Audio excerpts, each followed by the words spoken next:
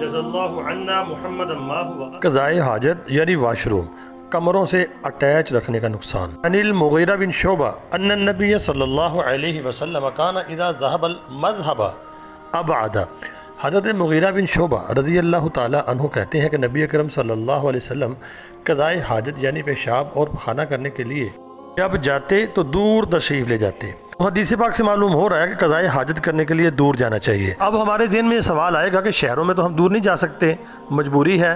جی بالکل مجبوری ہے، ہم اپنے گھروں میں واش روم بنا سکتے ہیں، مگر ایک کام کر سکتے ہیں جو ہم نے آج کل یہ شروع کر دیا ہے کہ کمروں کے اندر ہی واش روم۔ اندازہ کریں یہ گندگی کی جگہ ہوتی ہے، یہاں پہ شیاطین ہوتے ہیں۔